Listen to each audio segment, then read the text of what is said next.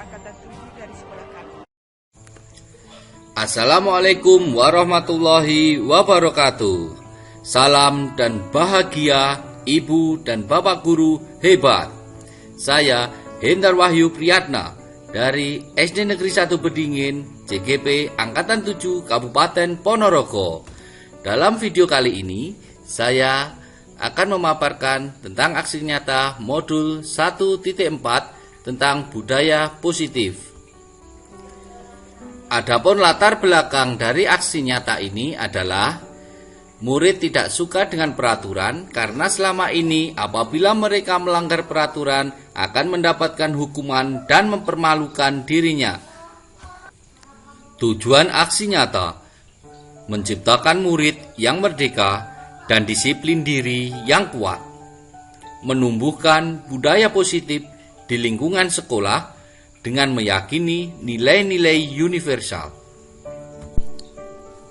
Lini masa tindakan 1. Menghadap kepala sekolah untuk mohon izin melakukan diseminasi materi budaya positif. 2. Mengundang teman guru untuk melakukan diseminasi budaya positif di sekolah. 3. Kolaborasi dengan guru kelas untuk membuat keyakinan kelas. 4. Memantau, merefleksi, dan mengevaluasi keyakinan kelas yang telah dibuat.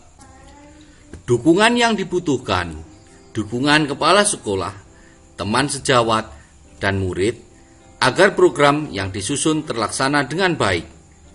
Sarana dan prasarana guna mendukung kelancaran kegiatan. Dukungan orang tua untuk melakukan budaya positif di rumah. Berikut adalah pesan dan kesan dari Ibu Kepala SDN 1 Bedingin. Terima kasih kepada Bapak Hendar Wahyu Priyatna, calon guru penggerak Angkatan 7 dari sekolah kami, yang telah melakukan sharing, telah berbagi dengan rekan-rekan guru dan pendidik tentang budaya positif. Saya yakin sangat bermanfaat. Semoga membawa dampak kepada pengembangan budaya positif di sekolah kami menuju kepada warga sekolah yang semakin berkarakter, disiplin, santun, jujur, peduli, dan bertanggung jawab. Selamat untuk Pak Hendar.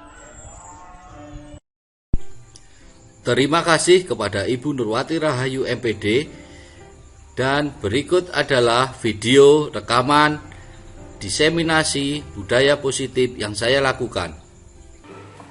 Bismillahirrahmanirrahim. Assalamualaikum warahmatullahi wabarakatuh. Yang terhormat Ibu Kepala SDN 1 Bedingin, Bapak Ibu Guru yang saya hormati, beserta karyawan. Pertama-tama marilah kita panjatkan puji syukur kehadirat Allah Subhanahu wa taala yang telah melimpahkan rahmat hidayahnya pada kita semua, sehingga pada kesempatan kali ini kita bisa hadir di ruangan ini dengan sehat tanpa ada suatu aral apapun. Kedua kalinya, sholawat serta salam semoga terlimpahkan kepada junjungan kita Nabi Agung Muhammad Sallallahu Alaihi Wasallam yang telah memberikan yang nantinya sahabatnya kita nantikan di hari kiamat. Allahumma amin. Bapak Ibu yang saya hormati, pertama saya ucapkan terima kasih kepada Ibu Kepala Sekolah yang telah memberikan izin kepada saya untuk melakukan diseminasi hasil dari CGP. Selama ini sudah berjalan satu modul. Jadi kegiatan ini adalah kegiatan aksi nyata untuk modul 1.4. Jadi satu modul itu ada 4 sub, 1.1, 1.2, 1.3, dan 1.4.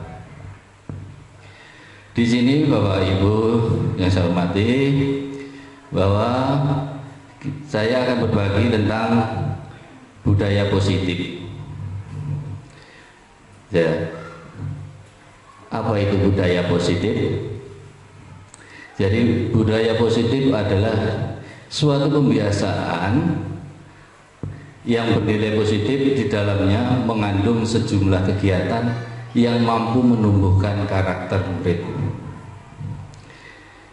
Jadi sekolah kita sudah melaksanakan ini dengan ditandai dengan kegiatan-kegiatan yang sifatnya positif. Semisal hafalan Quran yang diselenggarakan pada hari Kamis itu. Terus ada lagi pembiasaan sholat duha setiap pagi secara jamaah.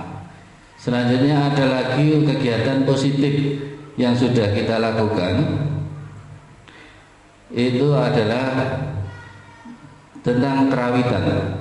Kerawitan juga mampu menumbuhkan karakter anak. Jadi dengan mendengar lagu-lagu Jawa itu bisa menenangkan jiwa. Jadi untuk anak-anak yang mungkin karakternya agak keras, dengan latihan gamelan itu nantinya akan muncul rasa sayang antar sesama. Jadi lebih mudah diatur seperti itu. Next. Nah, sebelum kita ke budaya positif, kita mempelajari budaya positif, ada beberapa pertanyaan yang saya mohon kepada Bapak atau Ibu untuk menjawabnya di kertas yang sudah saya sediakan. Saya kasih waktu 1 menit saja, jadi lebih cepat lebih baik. Monggo. Bu Eni nomor 1 sudah selesai. Oke, bagus sekali. Jadi pertanyaannya adalah untuk pemantik untuk kegiatan kita selanjutnya. Jadi apa pentingnya yang menciptakan suasana positif di lingkungan Anda? Monggo Bu Eni. Ya, dengan terciptanya suasana yang positif di lingkungan kerja, kita sebagai pendidik akan merasa nyaman, tenang dalam bekerja. Selain itu kita akan lebih produktif juga dalam bekerja. Kemudian jika di dalam kelas, anak-anak juga akan lebih betah dalam belajar, lebih nyaman dan mudah menyerap pelajaran yang diterangkan oleh pendidik. Oke, jawabannya luar biasa dari Ibu Eni. Mungkin ada yang selanjutnya sudah selesai untuk bagian yang nomor 2 sebagai seorang pendidik dan atau pemimpin sekolah. Bagaimana Anda dapat menciptakan suasana positif di lingkungan Anda selama ini? Ada yang sudah selesai? Saya tunjuk jari. Oh iya, Ibu Kepala Sekolah ternyata. Iya. Monggo Ibu. Terima kasih Pak Hindar. Ini yang pertama, saya selaku pimpinan di sekolah ini menyampaikan selamat Pak Hindar. Ini semangatnya di program guru penggerak luar biasa dalam rangka untuk kegiatan modul. Gini, pertanyaan nomor 2 sebagai seorang pendidik atau pimpinan sekolah. Oke, saya ingin menjawab karena kebetulan pas ini dengan kata itu pimpinan sekolah. Gini, untuk menciptakan suasana positif di sekolah saya, ini diantaranya apa yang bisa dilaksanakan atau diterapkan. Yang pertama, menyampaikan aturan sekolah ini secara tegas, namun harus dibarengi dengan sikap yang penuh empati. Kemudian yang kedua, selalu bangun komunikasi dengan siswa, utamanya dengan orang tua.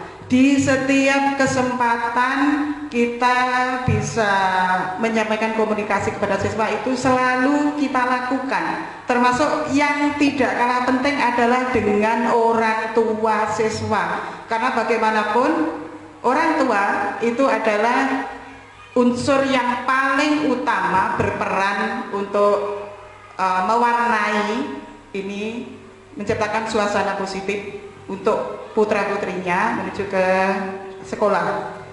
Kemudian melibatkan siswa dalam membuat aturan.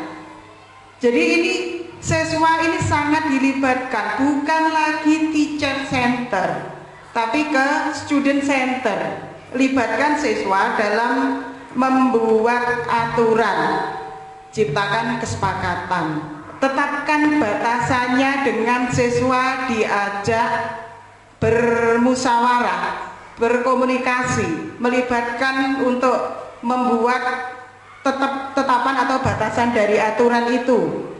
Kemudian ini juga dalam rangka membangun self direction ke siswa.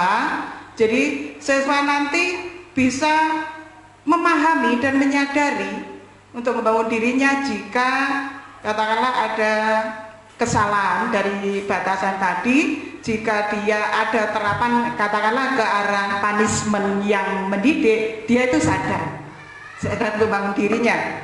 Kemudian setelah itu tercipta, tidak lupa selalu diamati, juga dipahami dari perilaku siswanya, selalu diamati oleh guru-gurunya. Kemudian memberi dukungan penuh kepada siswa untuk belajarnya. Itu dari guru-guru utamanya, termasuk kami, saya selaku pimpinan itu memberi dukungan penuh dalam belajarnya. Kemudian beri perhatian yang sama kepada siswa, dalam arti perhatian yang sama ini proporsional sesuai kebutuhan siswa secara individu, karena siswa memiliki latar belakang yang berbeda. Kemudian utamanya saya selaku pimpinan, tidak lupa saya juga memberi perhatian dan dukungan kepada guru-guru saya. Nah juga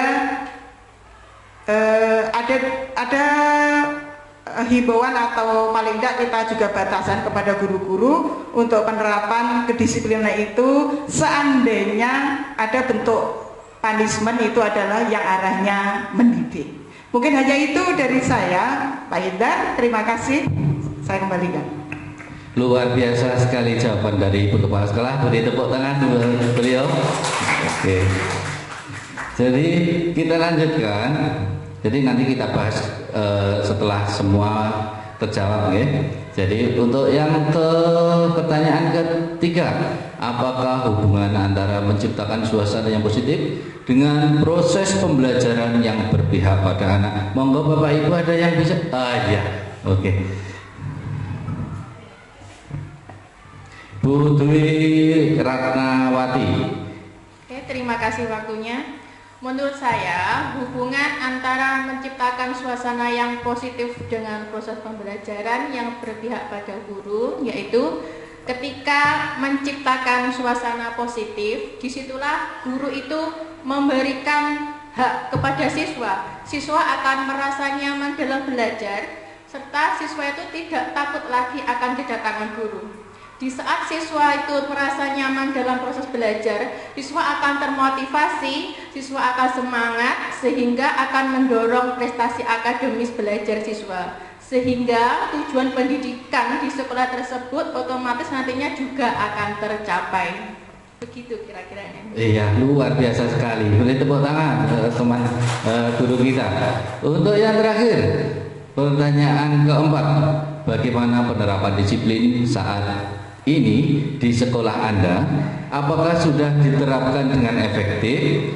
Bila belum, apa yang menurut Anda masih perlu diperbaiki dan dikembangkan? Monggo Bapak Ibu ada yang berkenan. Oke, Pak Khalid Dwirianto, guru kelas 5. Monggo Bapak. Terima kasih sebelumnya atas kesempatan yang telah diberikan. Kalau menurut saya, penerapan disiplin di sekolah saat ini sudah diterapkan dengan baik, namun hanya dilakukan belum maksimal. Dan menurut saya, hal-hal yang perlu dikembangkan adalah kerjasama dengan banyak pihak, antara lain yaitu dengan siswa itu sendiri, atasan, rekan sejawat maupun dengan orang tua, sehingga kedisiplinan dapat berkesinambungan antara di sekolah maupun di rumah.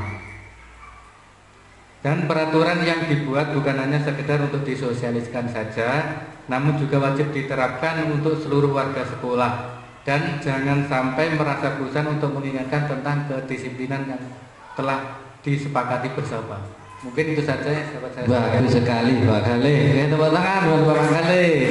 Oke. Selanjutnya, slide selanjutnya Pak Khalil. Ya, kita coba tampilkan jawaban panjenengan.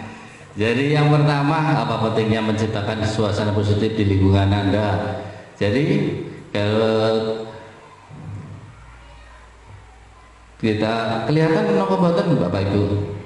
Kelihatan. Dengan terciptanya suasana positif, kita kerja menjadi nyaman, jelas, okay? Kita nyaman sekali dalam bekerja. Aduh, hilang Pak Khalil. Okay. Dan terganggu oleh hal-hal yang negatif yang bisa mengganggu kinerja kita sebagai guru. Demikian juga suasana positif di kelas, menjadi murid betah belajar di kelas dan mampu menyerap pelajaran yang diberikan oleh guru. Jelas sekali ya Bapak Ibu. Jadi suasana kerja yang positif akan sangat menunjang kinerja kita sebagai seorang guru. Terus untuk pertanyaan yang kedua, sebagai seorang pendidik dan atau pimpinan sekolah, bagaimana Anda dapat menciptakan suasana positif di lingkungan Anda selama ini? Jadi untuk menciptakan suasana positif di sekolah ada beberapa langkah. Tadi sudah bagus sekali jawaban dari Ibu Kepala Sekolah kita, yang saya rasa juga teori-teori yang sudah sangat dikuasai. Jadi hampir sama ya, bahkan mungkin sama ini, menyampaikan aturan tegas. Betul sekali itu. Jadi aturan ya aturan, tidak boleh ditawar, tapi harus berlandaskan sikap empati. Yang kedua, bangun komunikasi dengan siswa dan orang tua. Baik sekali tadi Ibu juga menyebutkan itu. Libatkan siswa dalam membuat aturan. Nah, melibatkan siswa dalam membuat aturan, kalau dulu tata tertib itu yang membuat siapa Bapak Ibu guru? Guru ya, guru pada waktu sidang guru seperti itu. Tapi dalam perkembangannya, bahwa metode-metode yang seperti tata tertib seperti itu ternyata kurang efektif. Jadi mulai beberapa tahun yang lalu itu muncul istilah kesepakatan kelas. Tetapi dalam perkembangannya semakin dunia pendidikan yang semakin maju, mulai dari beberapa bulan yang lalu telah ditemukan lagi ternyata kesepakatan kelas itu pun belum memotivasi anak dari dalam dirinya. Jadi apa yang harus saya lakukan sebagai guru? Jadi kesepakatan kelas itu sebenarnya sudah mewadai antara apa tugas guru, apa tugas siswa, apa kewajiban guru, apa kewajiban siswa. Jadi perkembangan yang terbaru bahwa di kelas itu disebut dengan keyakinan kelas.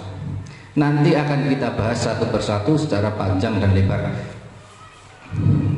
Langsung ke pertanyaan ke belum Pak Khalil, sebelum kembali ke yang ketiga.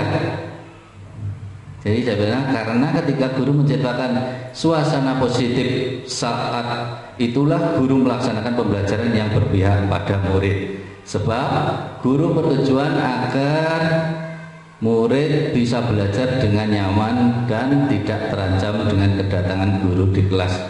Jadi intinya bahwa seorang guru dikatakan berhasil itu apabila guru itu dinanti kedatangannya, bukan kok malah wah asik si Bu A, Pak A, Pak B tidak hadir, itu jam kosong seperti itu ya. Jadi itu akan muncul chemistry antaranya guru dan siswa. Terus pertanyaan keempat, penerapan disiplin di sekolah. sudah diterapkan namun belum maksimal menurut saya. Yang masih perlu dikembangkan adalah kerjasama dengan banyak pihak, baik itu siswa, atasan, rekan sejawat, orang tua, sehingga disiplin dapat berkesinambungan antara di rumah ataupun di sekolah. Peraturan dibuat bukan hanya sekedar disosialisasikan saja, namun juga wajib diterapkan untuk seluruh warga sekolah. Betul sekali. Jadi kita membahas dengan aturan lagi, tapi keyakinan sekolah dan keyakinan kelas yang dimana dalam perumusannya itu melibatkan semua elemen. Jadi kalau di kelas ya guru kelasnya, kalau di sekolah keyakinan sekolah ya ada kepala sekolah, guru, karyawan, dan komite serta pemangku kepentingan. Next Pak Kale. Ya, budaya positif. Jadi yang kita bahas pada hari ini nanti ada 6. Jadi untuk konsep pendidikan yang akan kita bahas, disiplin positif dan nilai-nilai kebajikan universal. Yang kedua, teori motivasi, hukuman dan penghargaan, restitusi. Jadi ini ada istilah baru ya Bapak Ibu, jadi ada istilah restitusi. Terus yang ketiga yang tadi sempat saya sebagai pendahuluan tadi, keyakinan kelas. Jadi nanti akan kita bahas. Terus yang keempat, kebutuhan dasar manusia dan dunia berkualitas. Yang kelima, ini restitusi yang di atas tadi, cuma dikembangkan menurut 5 posisi kontrol kita sebagai seorang guru. Yang keenam, restitusi segitiga atau segitiga restitusi.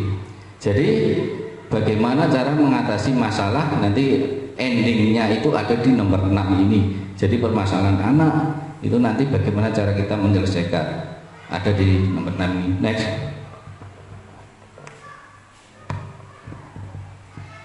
Untuk membahas pertama, disiplin positif dan nilai-nilai kebajikan universal. Kita masuk ke yang pertama. Lanjut. Oke. Ini ada permainan. Ada yang berkenan untuk menjadi sukarelawan 2 orang untuk ke depan. Monggo. Bebas, cowok cewek. Oke, Bu Alfi, oke. Sama Bu Santi, oke. Ya, oke, menghadap ke kamera Ibu. Ya, ada ke kamera yang sana. Oke. Lah, rakit. Nah, jadi kelihatan Bu. Ini namanya permainan cobalah buka. Jadi Anda dan teman Anda akan melakukan kegiatan cobalah buka. Anda adalah A, tugas Anda adalah mengepalkan salah satu tangan Anda. Coba Anda bayangkan bahwa Anda menyimpan sesuatu yang sangat berharga di dalam kepalan tangan Anda. Anda perlu menjaga benda tersebut sekuat tenaga Anda karena begitu pentingnya untuk kehidupan Anda. Tugas B rekan Anda adalah mencoba dengan segala cara untuk membuka kepalan tangan Anda. Teman Anda B boleh membujuk, menghardik, mengintimidasi, memarahi, menggoda, menggelitik, bahkan menawari Anda uang agar Anda bersedia membuka kepalan tangan Anda. Tapi ingat, yang Anda pegang itu adalah sesuatu yang sangat berharga buat Anda. Coba.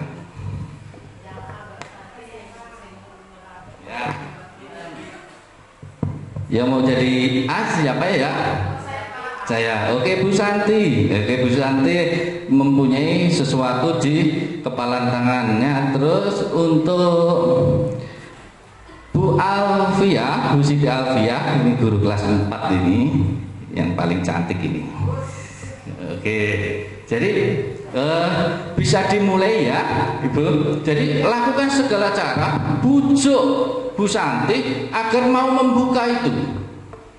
Mulai. Jadi iya. Apa sih Mbak ini? Masa sih? Ya, coba aku lihat.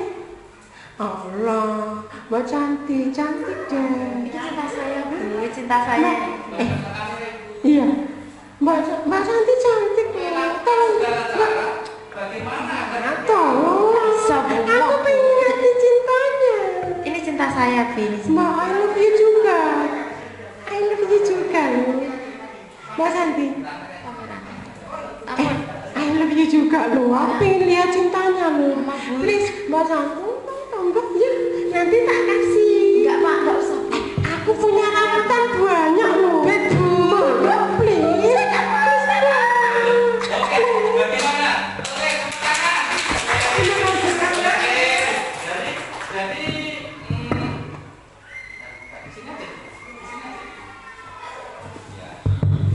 Jadi ini tadi sudah dirayu, sudah pakai segala cara, ternyata dibuka apa tidak?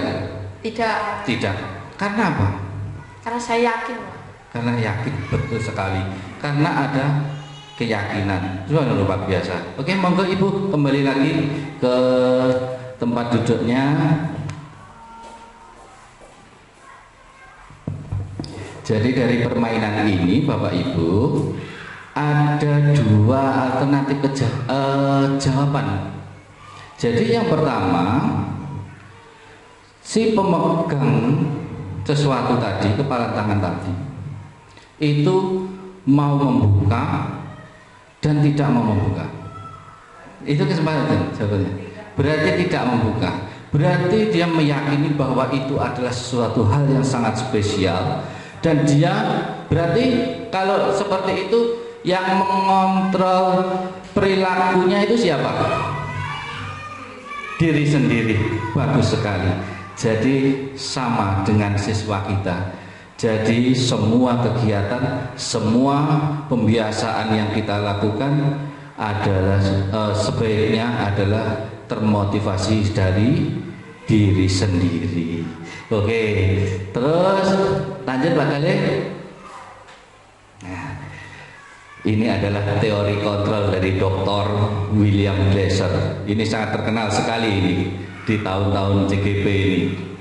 Jadi teorinya itu ada 4 ini yang sudah saya sederhanakan nanti, tapi di belakangnya nanti sudah saya resume. Jadi Bapak Ibu nanti misalkan berkenan untuk minta file dari saya, monggo. Yang pertama adalah ilusi guru mengontrol murid, ilusi bahwa semua penguatan positif efektif dan bermanfaat, ilusi bahwa kritik dan membuat orang merasa bersalah dapat menguatkan karakter.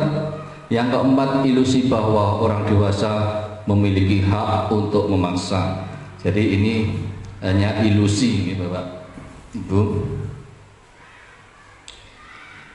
Kita mulai dari yang pertama, ilusi guru mengontrol murid. Jadi Bapak Ibu bisa membaca di depan. Yang belakang kelihatan ya, Bu? Pak Pur kelihatan? Kelihatan. Pada dasarnya kita tidak dapat memaksa murid untuk berbuat sesuatu jikalau murid tersebut memilih untuk tidak melakukannya. Walaupun tampaknya guru sedang mengontrol perilaku murid, hal demikian terjadi karena murid sedang mengizinkan dirinya dikontrol. Saat itu bentuk kontrol guru menjadi kebutuhan dasar yang dipilih murid tersebut. Teori kontrol menyatakan bahwa semua perilaku memiliki tujuan, bahkan terhadap perilaku yang tidak disukai. Jadi permainan tadi ya ini, Ibu. Jadi ketika kita tidak mengizinkan kita dikontrol orang lain, itu kita akan mempertahankan. Dan ketika misalkan tadi Bu Santi mau membuka kepala tangannya, berarti pada saat itu Bu Santi mengizinkan orang lain untuk mengontrol dirinya. Seperti itu. Next. Ilusi bahwa semua penguatan positif efektif dan bermanfaat. Penguatan positif atau bujukan adalah bentuk-bentuk kontrol. Segala usaha untuk mempengaruhi murid agar tentang suatu perilaku tertentu adalah suatu usaha untuk mengontrol murid tersebut dalam jangka waktu tertentu.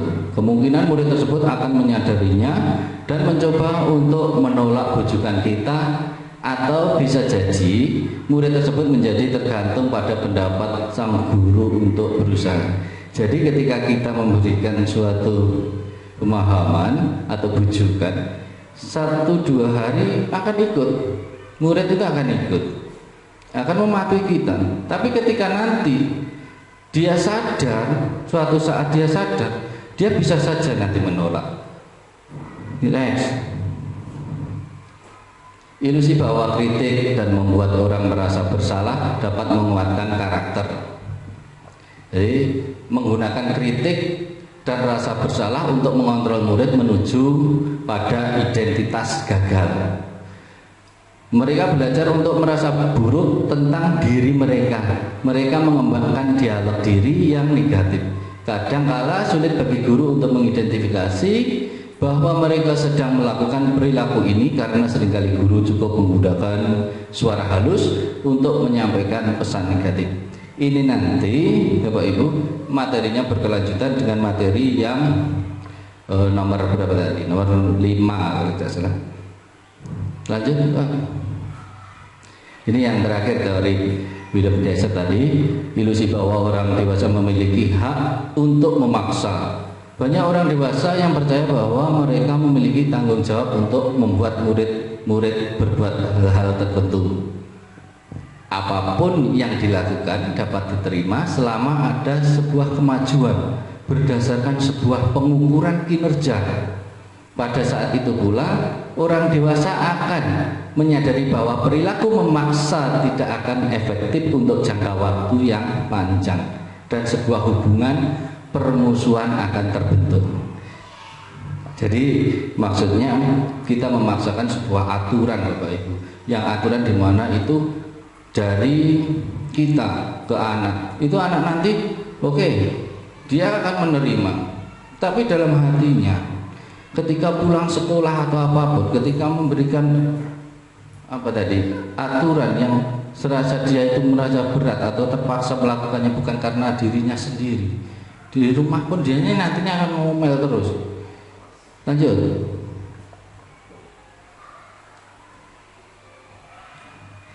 Ini adalah perubahan paradigma.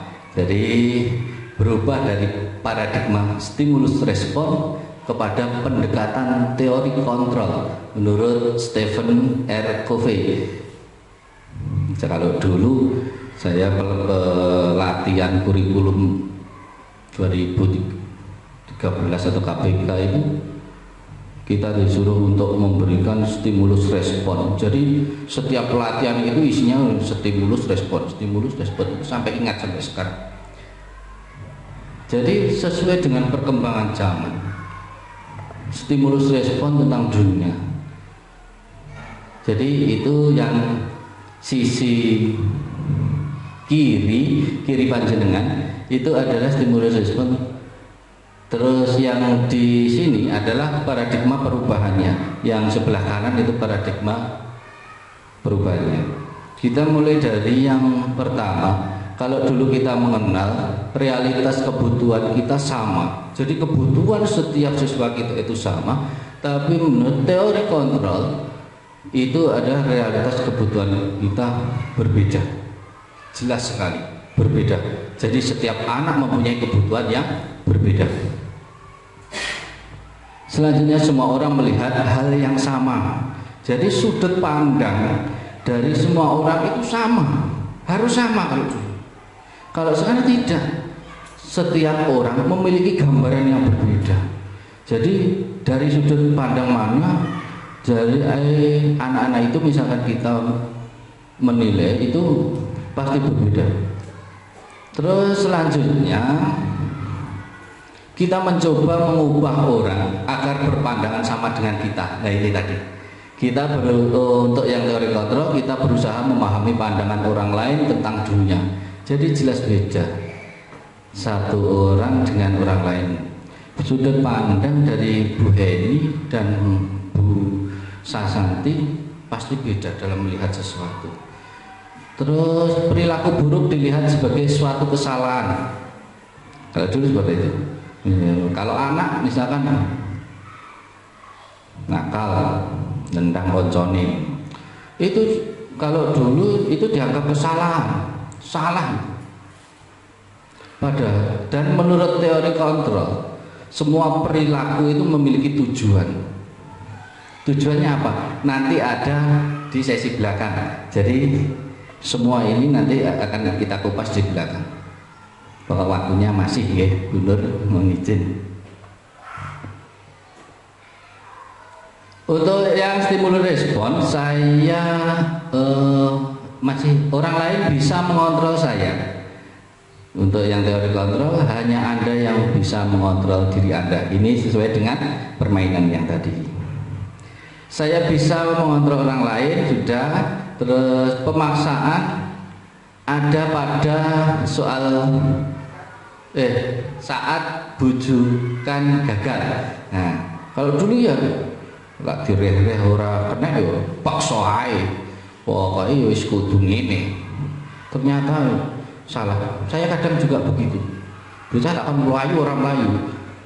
Ya wis pokoke kudu mlayu ngoten nggih. Kalau sekarang tidak. Begitu saya mengenal ini. Jadi terus yang teori kontrol, kolaborasi dan konsensus menciptakan pilihan-pilihan baru. Jadi solusi-solusi nanti kita munculkan dan kita tawarkan. Jadi suatu pilihan yang baru. Model berpikir menang kalah. Manusia ya wis menang karo kalah berarti lah orang manut wis sapa sing kalah sapa menang wis ngono. Kalau sekarang model berpikir menang dan menang. Semua menang. Tidak ada yang salah, tidak ada yang kalah. Lanjut Pak Khalid.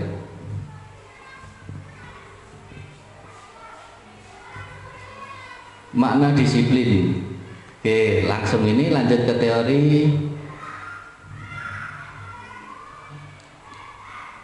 Makna disiplin ya. Makna disiplin. Jadi kita kalau di sekolah kan jelas dari awal jadi guru atau bahkan mulai dari siswa pun juga ada disiplin.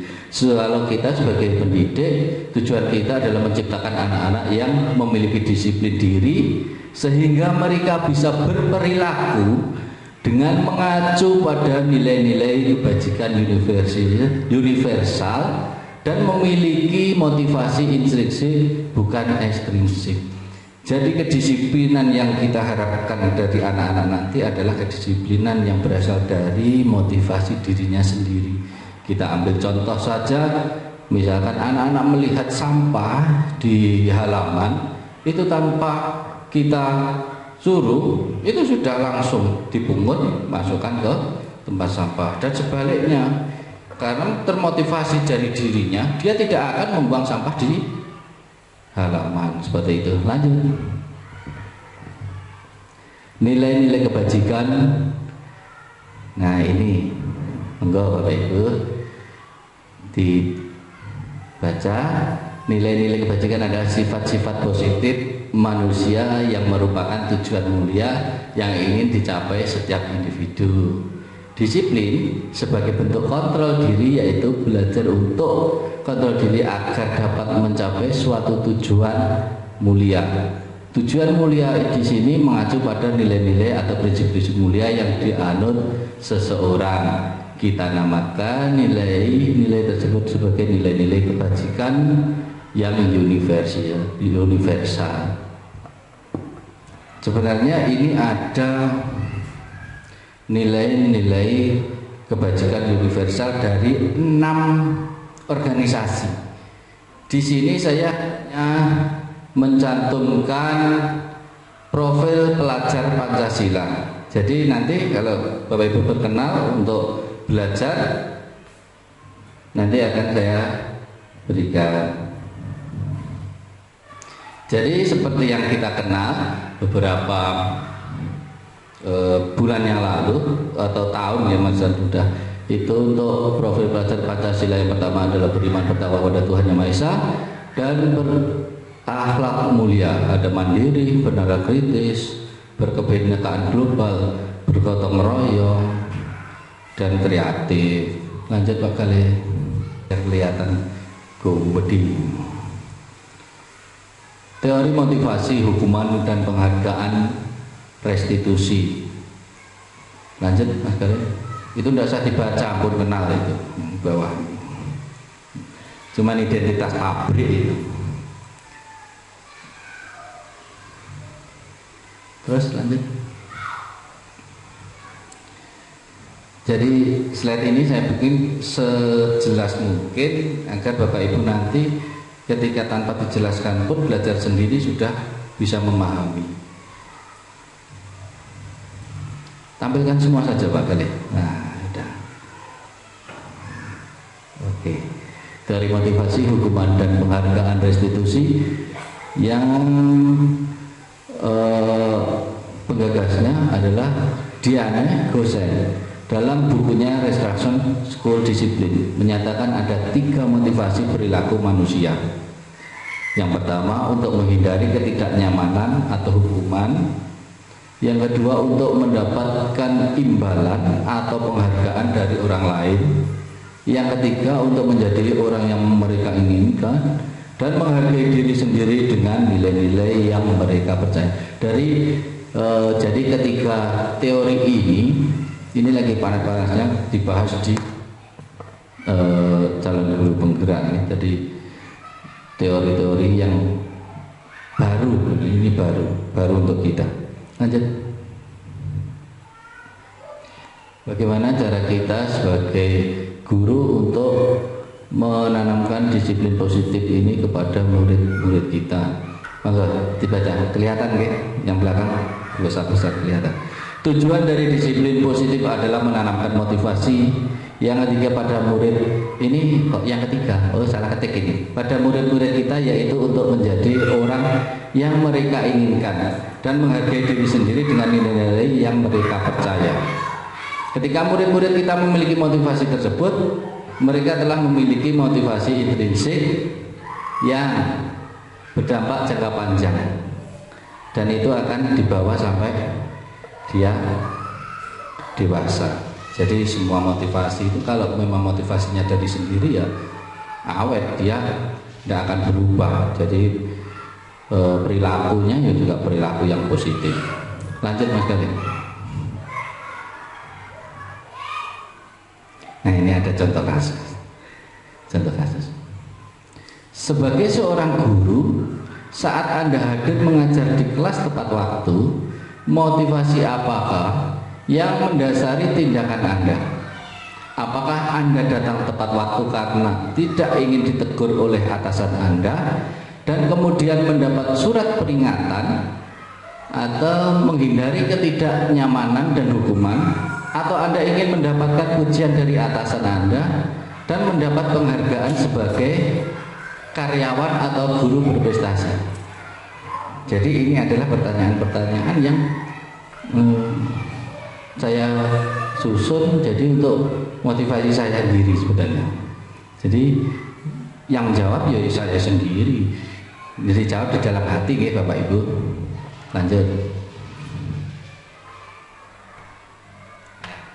Sekarang permasalahannya adalah jika di sekolah tidak ada, yang pertama, peraturan yang mengharuskan guru yang tepat waktu, surat teguran bagi guru yang datang terlambat, atasan yang memuji Anda, pertanyaannya adalah apakah Anda akan tetap datang tepat waktu untuk mengajar murid-murid Anda?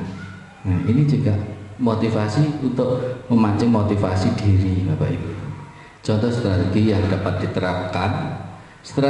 dapat diterapkan untuk menanamkan disiplin positif pada murid-murid, yaitu dengan mencoba membuat sebuah kesepakatan pembiasaan budaya positif di pagi hari kegiatan di rumah. Jadi kalau diterapkan itu kegiatannya apa aja, itu anak-anak ditulis sampai nanti pulang sampai tidur kalau perlu.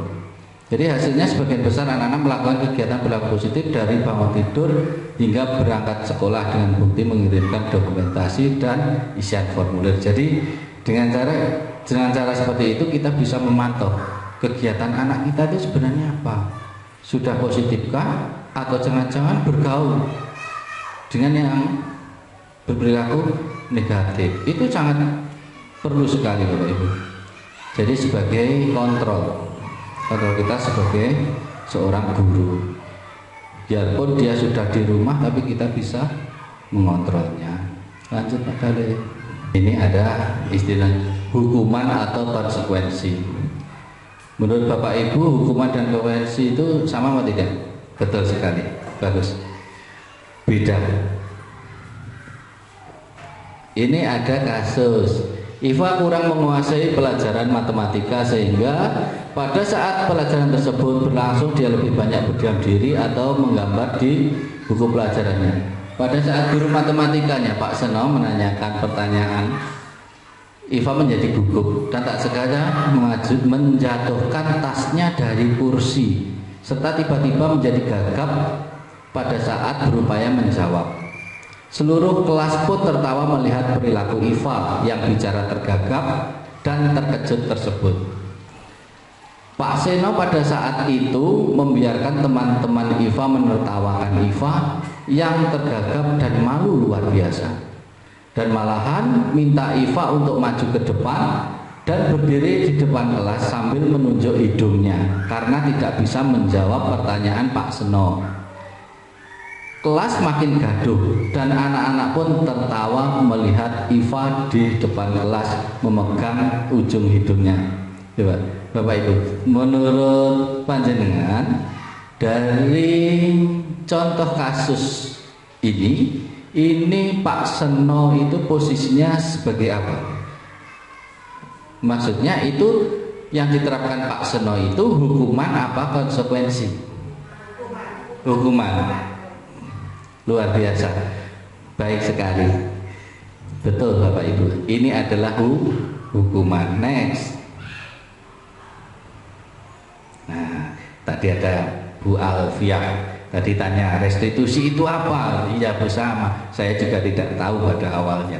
Dan ternyata restitusi itu adalah proses menciptakan kondisi bagi murid untuk memperbaiki kesalahan mereka, sehingga mereka bisa kembali pada kelompok mereka dengan karakter yang lebih kuat. Ini teorinya adalah teori dari Gosen. Teori ini dipakai skala nasional kita. Jadi ini yang terbaru dan yang paling relevan. Jadi ketika anak membuat kesalahan, jadi dia tidak akan keluar dari kelompoknya. Contohnya misalkan dikucilkan seperti itu, tapi ada perbaikan dan justru dengan kesalahan itu akan menguatkan karakternya. Terus ada lagi, restitusi juga merupakan proses kolaboratif yang mengajarkan murid untuk mencari solusi untuk masalah mereka dan membantu murid berpikir tentang orang seperti apa yang mereka inginkan dan bagaimana mereka harus memperlakukan orang lain. Itu menurut Gelson Gosen. Jadi ini mungkin masih bersaudara ini, masih Gosen-Gosen itu. Jadi hukuman bersifat tidak terencana atau tiba-tiba. Anak atau murid tidak tahu apa yang akan terjadi dan tidak dilibatkan. Hukuman bersifat satu arah dari pihak guru yang memberikan, dan murid hanya menerima suatu hukuman tanpa melalui suatu kesepakatan atau pengarahan dari pihak guru, baik sebelum atau sesudahnya. Hukuman yang diberikan bisa berupa fisik maupun psikis. Murid-murid anak disakiti oleh suatu perbuatan atau kata-kata. Jadi ini sangat berbahaya Bapak Ibu. Jadi dulu saya sebelum mengenal teori ini juga saya tidak berpikir. Ketika saya memberikan hukuman itu bagaimana perasaan anak, bagaimana, saya tidak berpikir. Yang penting ketika misalkan tidak pakai baju olahraga ya push up 25 kali seperti itu. Saya belum berpikir seperti ini. Tapi dengan belajar sedikit-sedikit dan berubah, jadi ternyata itu sangat menyakitkan. Monggo Pak Khalid. Oh iya, Bu Alfiah bagus sekali. Iya. Terima kasih waktu yang diberikan. Kami saya selaku guru kelas 4 sudah membuat kesepakatan bahwa kalau ada tugas diselesaikan tepat waktu. Namun kalau ada yang tidak menyelesaikan tepat waktu, nilainya 0, tetapi kalau diperbaiki, maksudnya di kemudian hari dia menyusulkan tugasnya itu, akan saya beri nilai. Tapi misalnya nilainya betul semua 100, akan saya kurangi 5, jadi 95. Apakah hal yang demikian ini merupakan hukuman? Terima kasih. Jadi pertanyaannya saya ulangi. Jadi misalnya di kelas Bu Alfi itu membuat kesepakatan. Itu kesepakatan apa dari Bu Alfi sendiri? Kesepakatan. Jadi tadi ya sudah merupakan keyakinan kelas ya. Jadi misalkan tidak mengerjakan tepat waktu, jadi nilainya 0 pada waktu itu. Tapi ketika diremedi, apabila betul semua, ya misalnya begini, menilai matematika saat ini hari Selasa waktu matematika, terus kemudian PR kan otomatis bila ada waktu matematika lagi, tetapi anak itu ternyata nggak mengerjakan, terus nilainya kan 0 waktu itu. Tapi bila waktu mendatang dia menyetorkan tugasnya besoknya atau kapan, saya nggak memberi batas waktu, asalkan dia menyetorkan tugas yang saya berikan tadi yang terlambat tadi masih dikerjakan dalam waktu kemudian, saya terima dengan konsekuensinya. Bila betul semua nilainya kan 100, akan saya kurangi 5. Begitu. Apakah demikian itu merupakan hukuman? Terima kasih. Kalau menurut yang kita bahas dulu sebelumnya, konsekuensi itu apa? Ya, ini ada. Coba sebelum saya jawab ya Bu, biar kita semua paham. Iya, bedanya nanti kita bahas dulu. Jadi konsekuensi adalah disiplin dalam bentuk konsekuensi, sudah terencana. Jadi misalkan dia itu melanggar, dia sudah tahu akibatnya nanti seperti ini, seperti itu. Atau sudah disepakati, nih kita garis bawahi, sudah dibahas dan disetujui oleh murid dan guru. Umumnya bentuk-bentuk konsekuensi dibuat oleh pihak guru sekolah dan murid-murid sudah mengetahui sebelumnya konsekuensi yang akan diterima bila ada pelanggaran. Pada konsekuensi, murid tetap dibuat tidak nyaman untuk jangka waktu yang pendek. Ya Bu, kita jadi kalau menurut cerita Bu Alfi tadi itu termasuk konsekuensi. Jadi antara hukuman dan konsekuensi itu perbedaannya seperti itu. Jadi kenapa muncul istilah restitusi tadi? Nah, kembali ke restitusi Pak Gale. Yang atas Pak Gale. Nah, ini restitusi ini. Ini adalah solusi yang terbaik untuk saat ini. Jadi biarpun anak melanggar, tapi nanti dia akan membenahi dirinya sendiri. Ya. Oke Pak Lagari, lanjut. Tenang. Oke, iya. Bu Marmi, monggo. Terima kasih. Sangat antusias sekali. Terima kasih. Sebelum dilanjutkan ke selanjutnya, saya juga ingin bertanya Pak Indar. Di kelas saya itu seperti kelasnya Bu Alfi tadi. Ini termasuk yang mana? Kelas 6 itu sudah membuat kesepakatan ya, kalau tidak membawa buku LKS atau buku paket itu sudah sepakat harus mengambil biarpun itu rumahnya jauh. Tetapi ada kesepakatan begitu ya, masih ada yang melanggar. Tapi terus kelas 6 itu ada yang gimana tidak mampu mengambil sendiri ya Pak, itu pernah bukunya ketinggalan, orang tuanya saya panggil, saya telepon, Pak ini anaknya bukunya ketinggalan, ini saya ini termasuk hukuman restitusi atau konsekuensi. Itu tadi Pak Indar. Terima kasih. Terima kasih, pertanyaan yang baik sekali dari Bu Marmi, guru kelas 6. Jadi menurut cerita Bu Mami tadi bahwa kesepakatannya adalah apabila buku tertinggal itu wajib mengambil biarpun rumahnya jauh. Jadi itu masih, jadi kalau penanganannya anak, restitusi itu kalau melihat seperti itu harus membawa, tapi dalam jangka panjang itu masih ada unsur ekstrinsi. Jadi karena Bu Marmi anak itu nanti membawa, jadi anak mengambil bukan dari kesadarannya sendiri. Seperti itu masih konsekuensi. Sama nggih Bu? Nggih. Jadi nanti akan kita bahas bagaimana cara melakukan restitusi. Itu nanti kita bahas. Masih banyak sekali ini, agak saya percepat. Monggo Pak Khalil. Nah, ini keyakinan kelas yang saya bahas yang di awal tadi. Jadi kalau kita sekarang keyakinan kelas nih Bapak Ibu, nanti misalkan membuat keyakinan kelas, kita bisa berkolaborasi. Jadi dengan saya nanti kolaborasi merumuskan keyakinan kelas, kita rumuskan, setelah itu kita buat dalam bentuk poster, kita pasang di kelas. Ngoten nggih? Mengapa keyakinan kelas? Mengapa tidak peraturan kelas saja? Kan sama saja Pak. Sama apa mboten Bu? Sama apa tidak? Sama tidak Bu Santi? Beda. Betul sekali Bu Santi, beda.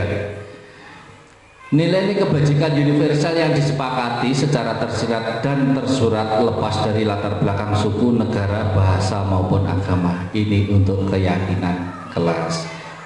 Kita amati, itu ada gambar bersepeda motor dengan menggunakan helm.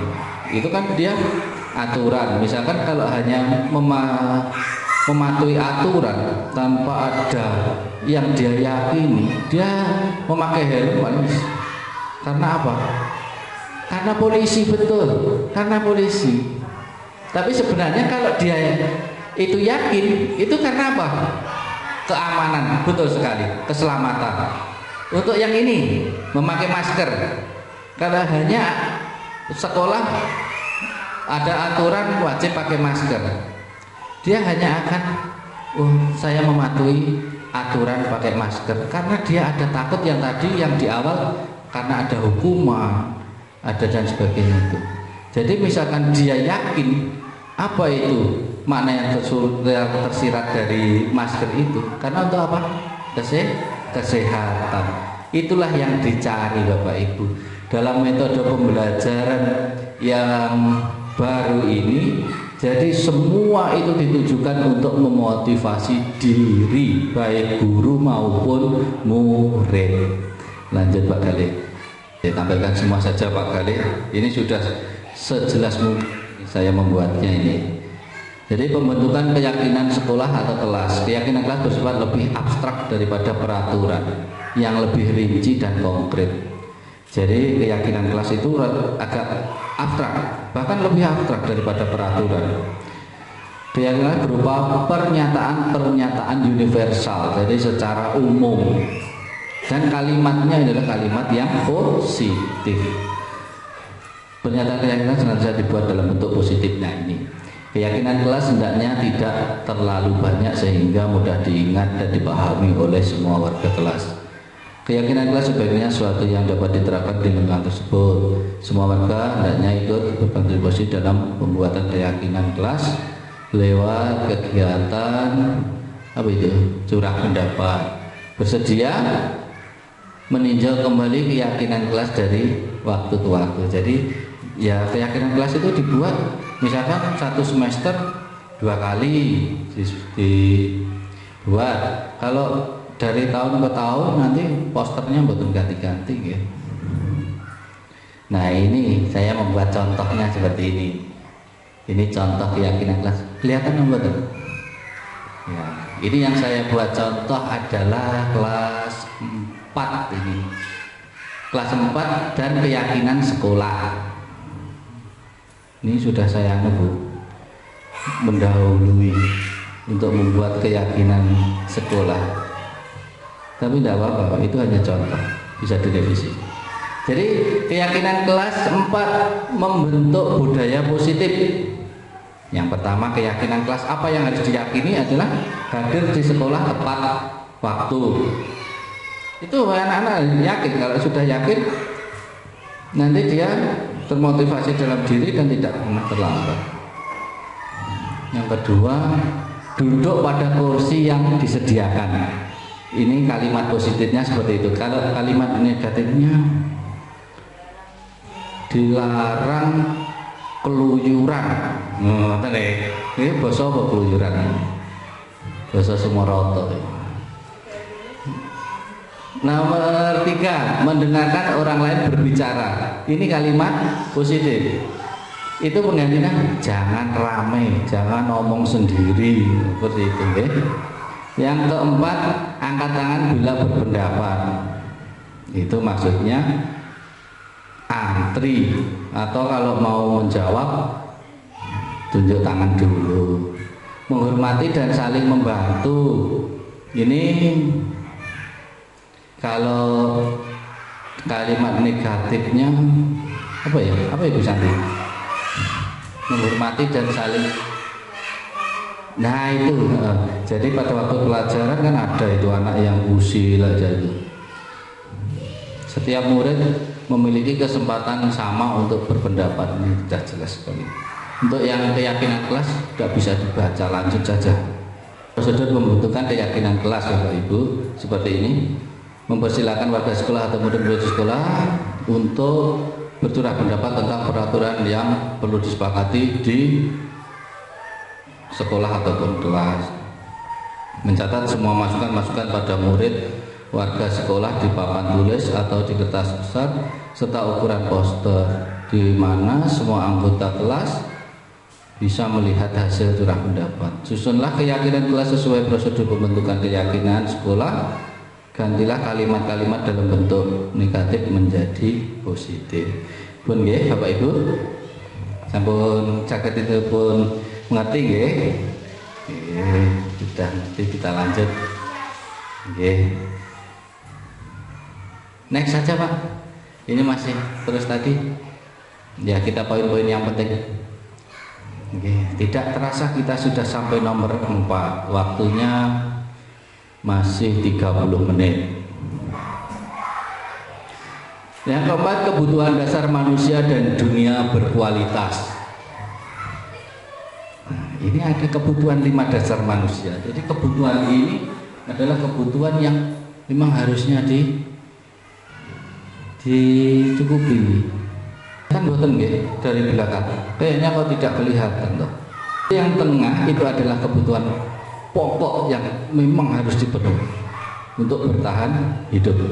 Nah, mohon Bapak Ibu, kebutuhan bertahan hidup.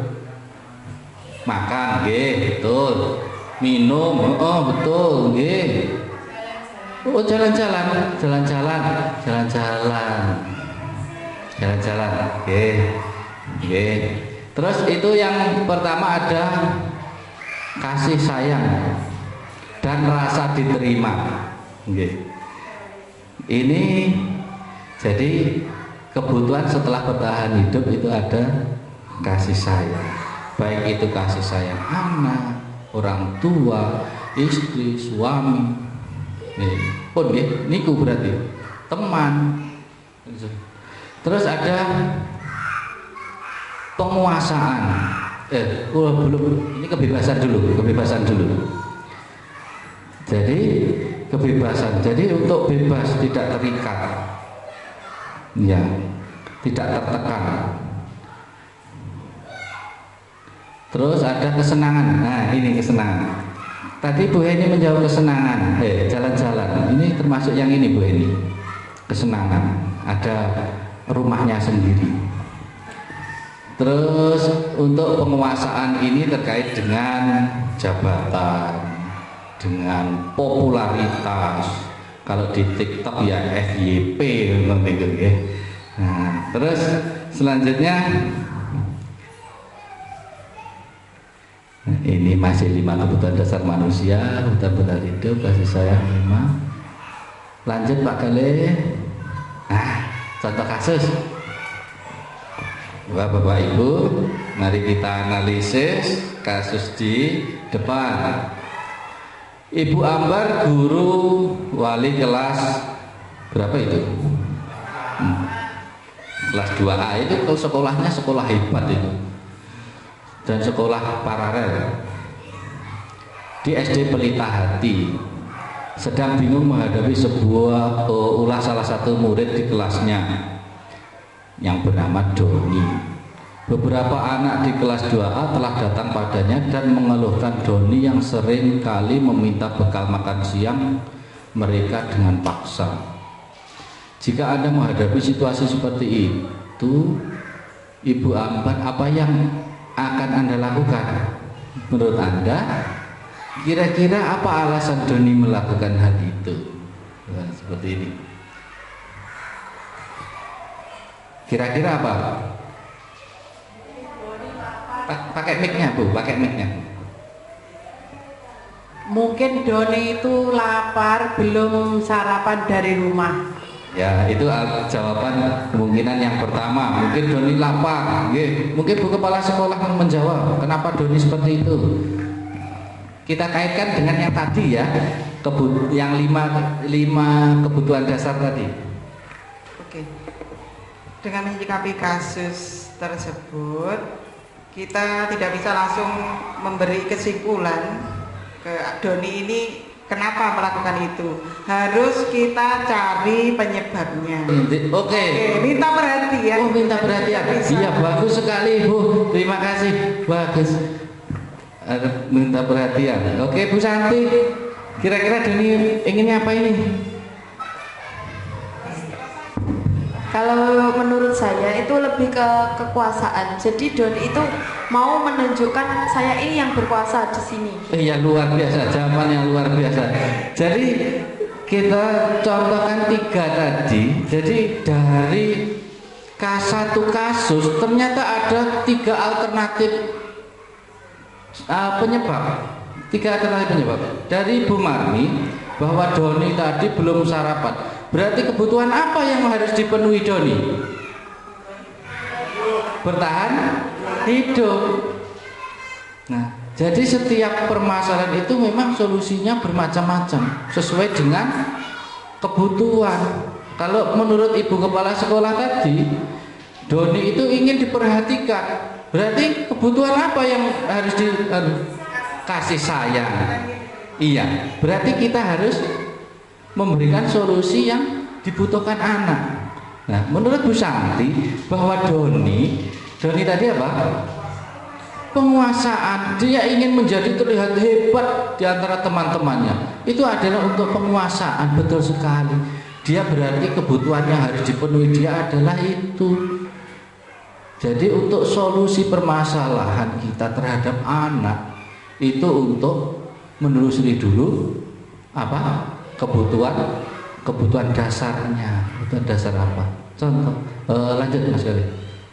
Yang kelima Bapak Ibu, hampir terakhir ini, restitusi 5 posisi kontrol kita sebagai seorang pendidik. Lanjut. Nah ini, mohon maaf ya Bapak Ibu, kalau dari apa yang saya sajikan ini itu adalah saya buat sejelas-jelasnya. Jadi kalau kebanyakan slide itu kan hanya kepalanya saja. Saya takutnya nanti miskonsepsi, miskomunikasi dengan apa yang ilmu yang sebenarnya itu. Jadi di sini saya kasih tulisan itu yang paling tidak nanti panjenengan bisa memahami. Posisi kontrol kita sebagai seorang guru, posisi kita adalah sebagai penghukum yang pertama. Penghukum bisa menggunakan hukuman fisik maupun verbal. Ya, hati-hati Bapak Ibu nggih. Penghukum itu bisa fisik dan verbal. Jadi perkataan kita itu kalau bisa jangan sampai menyakiti hati anak. Orang-orang yang menjalankan posisi penghukum senantiasa mengatakan bahwa sekolah memerlukan sistem atau alat yang dapat lebih menekan murid-murid lebih dalam lagi. Guru-guru yang menerapkan posisi penghukum akan berkata, nah ini saya berikan contoh. Saya tadi kok hadapnya ke situ agak tengeng. Berkata, patuhi aturan saya atau awas. Ini penghukum. Terus kamu selalu saja salah. Jadi kata-katanya seperti ini. Selalu, pasti selalu, dan terakhir selesai. Yang terakhir selesai. Maksudnya selalu begitu, terakhir selesai. Itu. Guru seperti ini senantiasa percaya hanya ada satu cara agar pembelajaran bisa berhasil. Jadi opos kalau apa yang saya pahami, yes kuwi metode yang terbaik. Jadi menutup dengan perubahan-perubahan zaman ataupun perkembangan kebutuhan dari anak, yaitu cara dia menghukum, nada suara tinggi, bahasa tubuh, mata melotot, jari menunjuk-nunjuk menghardik. Contohnya ya, terlambat lagi, pasti terlambat lagi, selalu datang terlambat. Kapan bisa datang tepat waktu? Nah, seperti itu. Terus mari kita tanyakan pada diri Anda, bagaimana perasaan murid bila guru berbicara seperti itu pada saat muridnya datang terlambat? Itu jelas sangat menyakitkan, sakit hati, dan mungkin bisa dendam ya Bapak Ibu. Dan mungkin yang terucap itu adalah doa-doa yang buruk buat kita. Ya, jangan sampai ya. Kemungkinan murid marah dan mendendam atau bersifat agresif. Bisa jadi sesudah kembali duduk murid tersebut akan mencoret-coret bukunya. Kenapa seperti itu? Meluapkan emosi. Aku mau berarti seneni Pak Haidar. Iki piye ngono wis kabeh emosi karo nyoret-nyoret meja sak sembarang. Lebih buruk lagi, sepulang sekolah murid melihat mobil Bapak Ibu guru, dia akan menggores kendaraan panjenengan. Iki lah murid ngene iki repot. Nggih, jangan sampai seperti itu. Sudah nggih Bapak Ibu untuk posisi penghukum nggih. Oke, ini yang posisi yang pertama. Selanjutnya, nah ini ada pembuat merasa bersalah. Pada posisi ini biasanya guru akan bersuara lebih lembut. Pembuat rasa bersalah akan menggunakan keheningan yang membuat orang lain merasa tidak nyaman bersalah atau rendah diri. Kata-kata yang keluar dengan lembut akan seperti ini. Ibu sangat kecewa sekali dengan kamu. Nah itu. Terus berapa kali Bapak harus memberitahu kamu ya? Jadi suaranya lembut, kayak Putri Solo. Gimana coba kalau orang tua kamu tahu kamu berbuat begini? Ini contoh-contoh dari kalimat posisi kontrol sebagai pembuat merasa bersalah. Di posisi ini murid akan memiliki penilaian diri yang buruk tentang diri mereka. Dia akan merasa tidak berharga dan mengecewakan orang yang disayangi. Nah itu ciri-cirinya. Terus hasilnya murid akan merasa bersalah. Telah mengecewakan ibu dan bapak gurunya. Murid akan merasa menjadi orang yang gagal dan tidak sanggup membahagiakan orang lain. Kadang-kala seperti ini lebih berbahaya dari sikap penghukum, karena emosi akan tertanam rapat di dalam. Murid menahan perasaan tidak seperti murid terbuka. Jadi dia itu menyimpan masalahnya. Jadi itu bahaya guru. Jadi misalkan itu sebagian seperti bom waktu. Lanjut Pak Kade. Ya, ada posisi seorang guru itu sebagai teman. Nah, Saya juga heran seperti ini, ternyata ada ilmunya ya.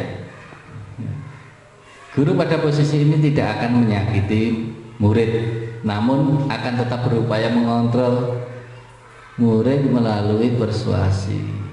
Posisi teman pada guru bisa negatif ataupun positif.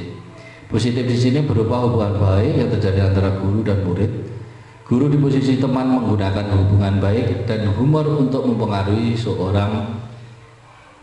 Jadi contoh kata-kata seorang guru yang sebagai teman itu, contohnya, ayo bantulah demi bapak ya, ayo ingat tidak bantuan bapak saya, ayo ingat tidak bantuan bapak selama ini, seperti itu. Jadi berperan sebagai seorang, seakan-akan sebagai teman.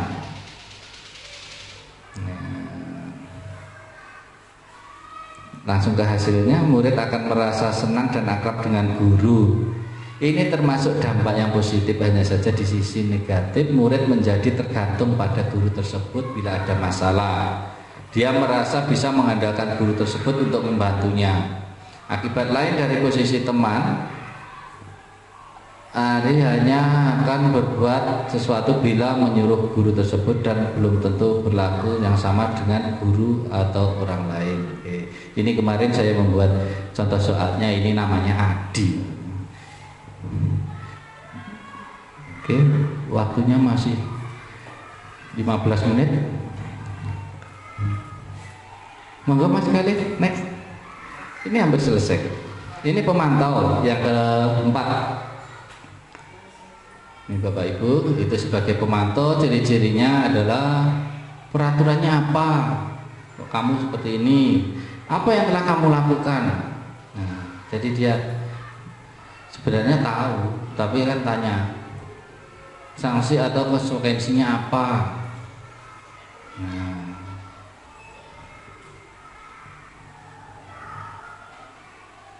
itu adalah posisi pemantau. Nada suara datar, bahasa tubuh yang formal.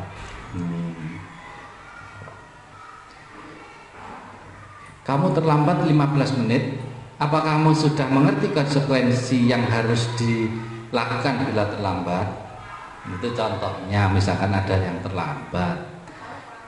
Paham Pak, saya harus tinggal di kelas pada jam istirahat nanti dan mengerjakan tugas ketinggalan saya.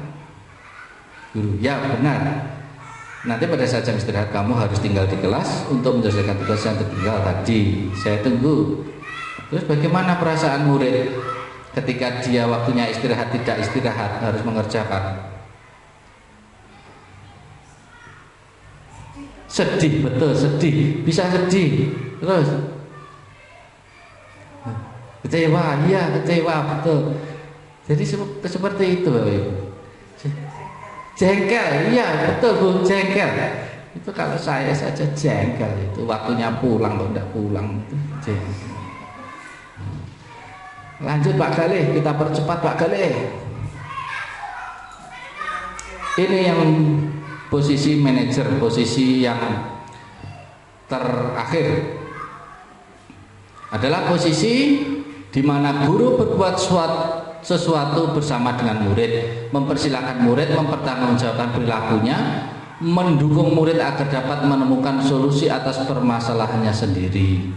Seorang manajer telah memiliki keterampilan di posisi teman maupun pemantau, dan dengan demikian bisa jadi di waktu-waktu tertentu kembali kepada kedua posisi tersebut bila diperlukan. Jadi kembali ke posisi apa tadi? Pemantau maupun teman. Jadi seperti itu. Terus kata-kata yang biasa yang diucapkan seorang guru, apa yang kita yakini? Terus itu tanyakan, misalkan ada yang terlambat seperti ini, contohnya ada itu. Ini saya kasih contoh. Nah, manajer itu nadanya suaranya tulus. Gimana ya? Gimana Bu ini suara tulus Bu ini? Nah, jadi bahasa tubuh tidak kaku, lemes gitu. Mendekat ke murid. Nah, ya. Tapi kan ciri-ciri yang menjadi teman tadi. Ya, Guru, misalkan saya guru. Adi, apakah kamu mengetahui jam berapa sekolah dimulai? Jadi ini hubungannya dengan keyakinan kelas tadi. Tahu Pak, jam 7. Ya, jadi kamu terlambat, kira-kira bagaimana kamu akan memperbaiki masalah ini. Jadi solusi itu yang mencari adalah anaknya sendiri. Jadi kita bangun motivasi dari dalam diri mereka sendiri, supaya mereka itu mempunyai kesadaran diri seperti itu. Jadi pada model ini adalah posisi yang terbaik dalam menangani atau dalam posisi kita sebagai posisi kontrol tadi, dengan posisi apa Bapak Ibu? Manajer. Jadi kedepannya kita usahakan tidak ada permasalahan seperti ini. Nanti untuk lebih jelasnya kita bisa belajar bersama tentang budaya positif ini di lain waktu. Lanjut Pak Khalil. Nah ini dia. Ada motivasi eksternal, motivasi ekstrinsik, identitas gagal, identitas berhasil atau sukses. Nah, itu ada kolomnya dari 5 posisi kontrol tadi. Guru berbuat, ya misalkan kalau penghukum menghadik, menunjuk-nunjuk, menyakiti, menyindir, ngelokne, ngelek-elek pun ngoten niku. Terus kalau pembuat orang merasa bersalah, ceramah tuh awal teko ning Arab kono. Terus menunjukkan kekecewaan yang mendalam. Seorang meratapi, ini kok ngene to lele. Iki aku kok ndak ya didukani bu kepala sekolah lek ngono kuwi. Ngoten nggih. Terus sebagai teman membuatkan alasan-alasan untuk murid-muridnya, contohnya muridnya terlambat ya absen, ya nanti saya bantu seperti itu. Jadi itu terus pemantau, dia menghitung dan mengukur. Jadi apa yang baik dan yang dilanggar itu dihitung. Jadi ini namanya aja pemantau. Jadi dia itu baik salahnya itu harus dipertimbangkan. Mengajukan pertanyaan-pertanyaan kalau manajer, ini manajer namanya juga manajer, dia menata. Murid berkata, kalau penghukum ya, saya tidak peduli. Terus ada yang merasa bersalah tadi, maafkan saya. Terus kalau murid yang jadi teman, saya pikir bapak, ibu, teman saya. Jadi yang guru nih. Terus kalau yang posisi di pemantau itu, saya akan dapat berapa bintang kalau melakukan hal tersebut. Jadi ngenyang, pamrih seperti itu, gitu. Terus kalau yang manajer ya, bagaimana caranya agar saya bisa memperbaiki keadaan ini? Saya akan memperbaiki masalah ini dengan titik-titik. Jadi solusinya dari mereka sendiri. Lanjut. Nah, ini ada beberapa pertanyaan. Enggak, ini mic-nya harus berjalan ini. Langsung tunjuk yang mau menjawab. Jadi sesuai dengan kebutuhan tadi nggih. 5 posisi kontrol tadi nggih. Nggih. Itu adalah pertanyaannya adalah saya kecewa sekali dengan kamu. Ayo coba. Oke, Bu Eni, ya yang terdekat dulu, Bu Eni. Coba kira-kira posisi mana dengan kata-kata seperti ini? Membuat orang merasa bersalah. Ya. Ada pendapat lain? Tidak ada. Alasannya Bu Eni? Karena ini membuat siswanya itu merasa bersalah. Karena dengan perbuatannya misalkan merasa terlambat hari ini, merasa bersalah dirinya. Oh iya, betul sekali. Kita beri tepuk tangan pada Bu Eni. Oke. Jadi pertanyaan yang pertama terjawab dengan sukses. Ternyata sudah sangat paham sekali dengan materi kita hari ini. Nah, ini yang kedua.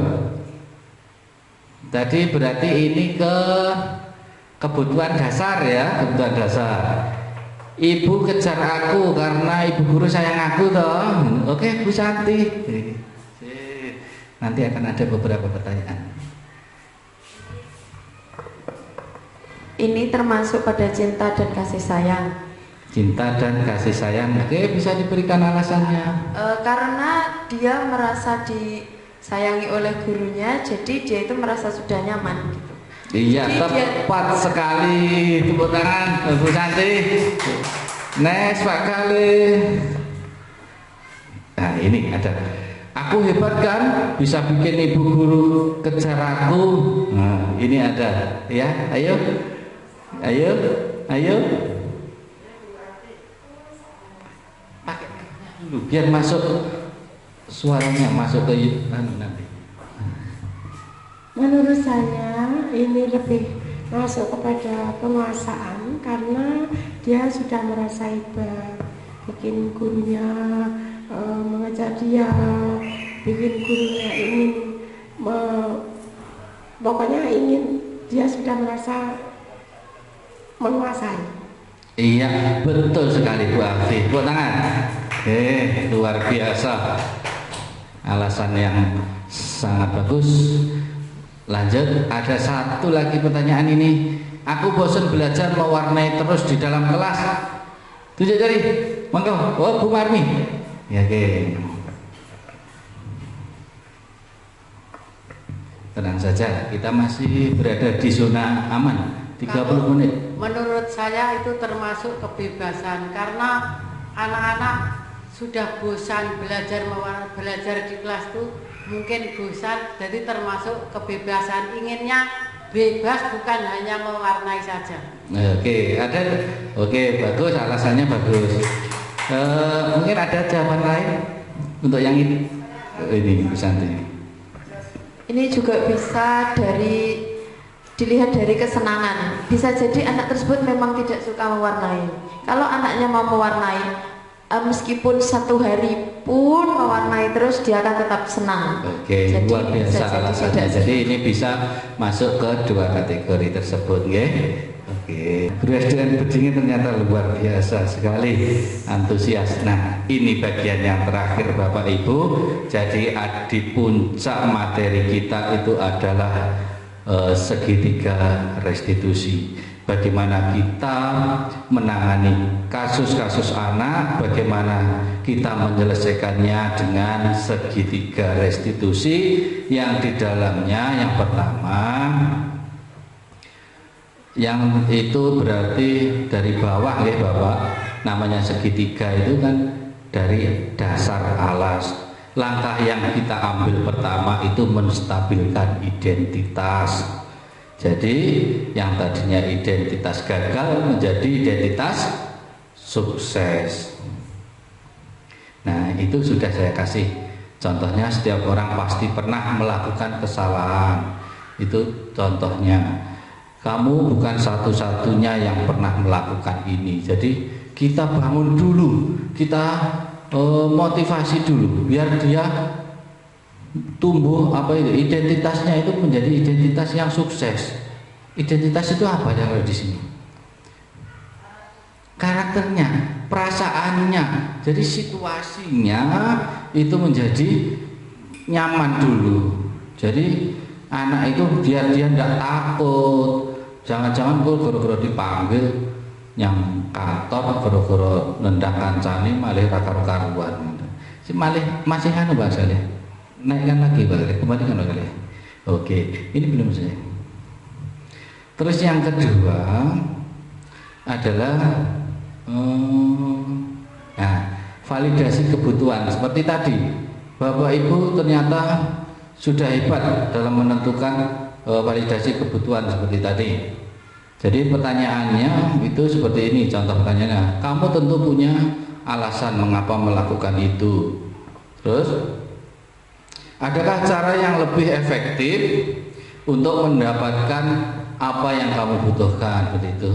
Terus langkah yang terakhir yaitu adalah menanyakan keyakinan. Nilai-nilai apa yang telah kita sepakati? Kamu ingin menjadi orang yang seperti apa? Jadi keyakinan apa yang dia pahami dan mengapa dia melakukan tindakan tersebut, itu nanti membentuk sebuah yang kita istilahkan yang itu segitiga restitusi.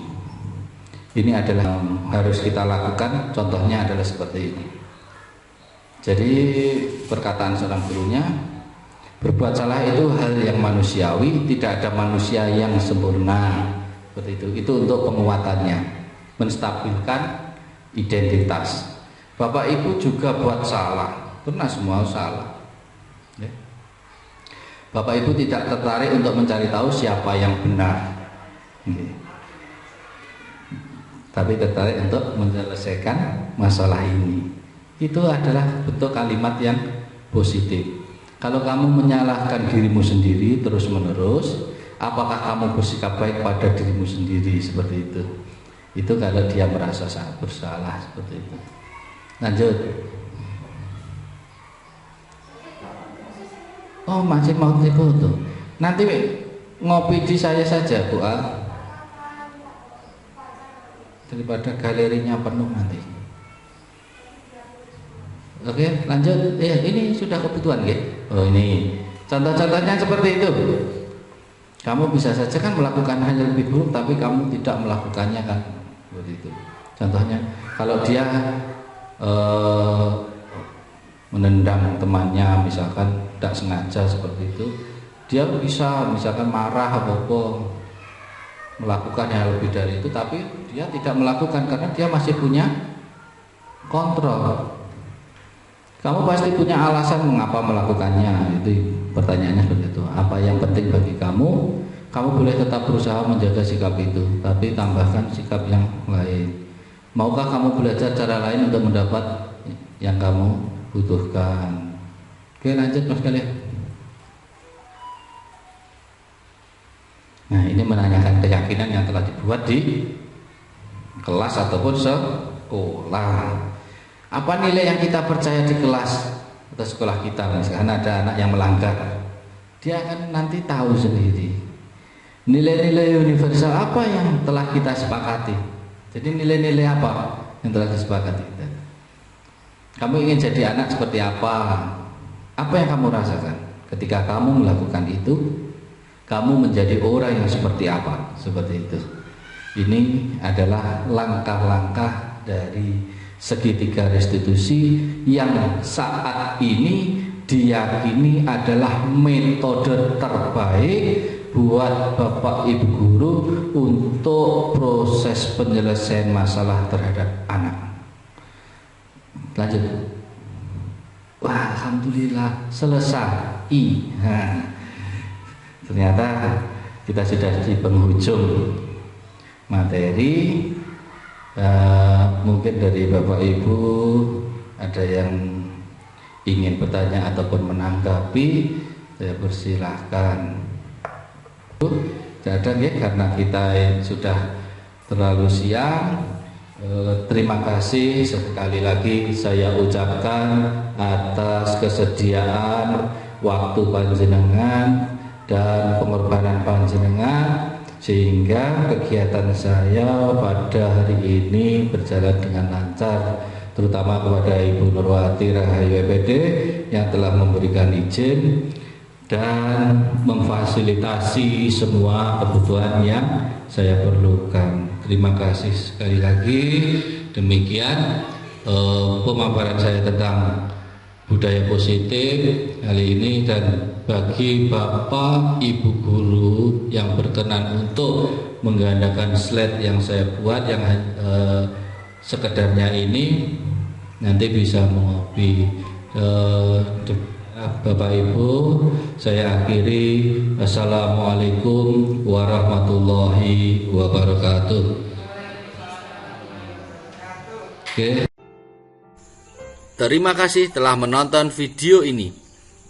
Saya ucapkan terima kasih kepada Ibu dan Bapak guru beserta karyawan SDN Negeri 1 Bedingin yang turut membantu dalam mensukseskan pelaksanaan diseminasi budaya positif yang saya lakukan ini.